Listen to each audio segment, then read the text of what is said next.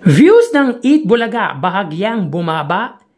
Yan ang ibabahagi ko sa inyo ngayong araw po ng Huwebes, January 23. Pero bago yan at bago natin simulan ang online viewership ng It's Showtime at Eat Bulaga, ay humihiling ako na pakisubscribe ang aking YouTube channel. Paki-like and share na rin, at kung nais nyo po akong tulungan mga kaparokya, please huwag nyo pong i-skip ang ads na lumalabas po sa mga video ko. Maraming salamat po sa inyo mga kaparokya, lalo na po sa mga solid kaparokya dyan. So yun nga po mga kaparokya, last Monday ay nakakuha po ng 123,000 viewers ang Eat Bulaga, at ito na po ang pinakamataas na views ng noontime show ng iconic trio after po mag-pilot episode po sila sa TV5. At netong nagdaang Martes po mga kaparokya, sila po ay may 121,000 highest views. So Monday and Tuesday respectively po yan mga kaparokya. So ibabahagi ko naman po sa inyo pinakamataas na views na nakuha ng dalawang noontime shows kahapon. Araw po ng Miyerkules yun. So dito may kita po natin na ang It's Showtime po ay may 74,000 highest views, at naabot po nila yan sa oras na 1:38 PM. Samantalang ang Eat Bulaga naman po ay 113,000 highest views sa oras po yan na 1:51 PM. So bagaman mataas ang views ng Eat Bulaga, ay bahagya naman itong bumaba bumaba nitong nagdaang Miyerkules. From 123 and 121,000 ay biglang bumaba po ito sa 113,000 viewers. Pero mataas pa rin po yan mga kaparokya, nga lang ay bumaba lang po siya nitong nagdaang araw. Ang It's Showtime naman po ay bumaba din po ng bahagya, from 78,000 last Tuesday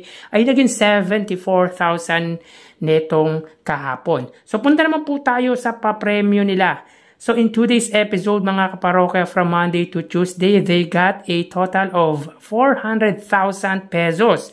Sa 400,000 na yan mga kaparokya, 30,000 dyan ay sa It's Showtime, at ang 370,000 naman po ay sa Eat Bulaga. So punta tayo sa kahapong episode. So dito may kita natin na ang It's Showtime ay may 25,000 pesos, at ang Eat Bulaga naman po ay may 223,000 pesos. So bagyang tumaas ang It's Showtime dahil nakuha po ang jackpot sa hide and sing na may amount na 10,000, at sa sexy babe na 15,000.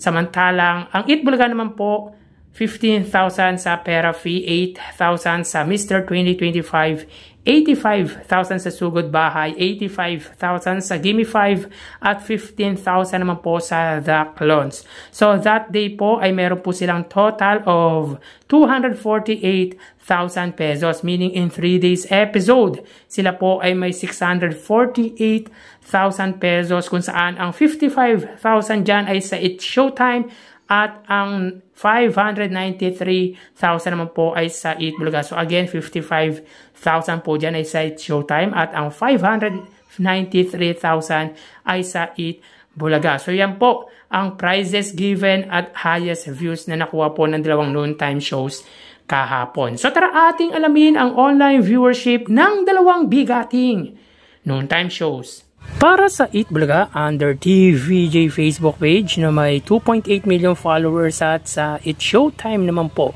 na may 18 million followers. So as of 1 PM ang It's Showtime po ay may kasalukuyang segment na Sexy Babe. Samantalang ang Eat Bulaga naman po, sila po ay may kasalukuyang segment na Sugod Bahay mga kapatid. So dito may kita po natin mga kaparokya na ang It's Showtime po ay may 5,700 viewers, samantalang hindi pa po nagpa-pop up ang views ng Eat Bulaga. So wait lang po tayo mga kaparokya. At para naman po sa Eat Bulaga mga kaparokya, sila po ay may 4,000 viewers. So again, as of 1:02 PM ang It's Showtime po ay may 5,700 viewers, samantalang ang Eat Bulaga naman po ay may 4,000 viewers. So punta naman po tayo sa TV Network YouTube channel ng dalawang noontime shows. Unahin po natin ang Eat Bulaga under TV5 Philippines na may kasalukuyang subscribers na 2.22 million or 2.23 million. Samantalang sa It's Showtime naman po under GMA Network YouTube channel na may 37.6 million subscribers. So as of 1:02 PM, ang It's Showtime under GMA Network, sila po ay may 18,000 or 17,000 viewers. Ang Eat Bulaga naman po, sila po ay may kasalukuyang live viewers under TV5 na 25,000. So ulitin po natin, as of 1:03 PM, ang It's Showtime under GMA Network, sila po ay may 17,000 viewers. At ang Eat Bulaga naman po under TV5 Philippines ay may 25,000 viewers. So punta naman po tayo sa main YouTube channel ng dalawang noontime shows.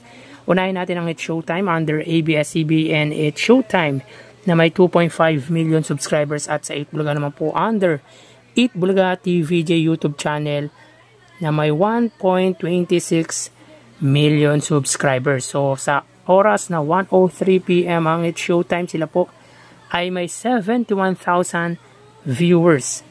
Ang Eat Bulaga naman po, sila ay may 110,000 live viewers. So again, as of 1:03 PM ang It's Showtime, sila po ay may 71,000 viewers, at ang Eat Bulaga naman po, sila ay may 110,000 live viewers.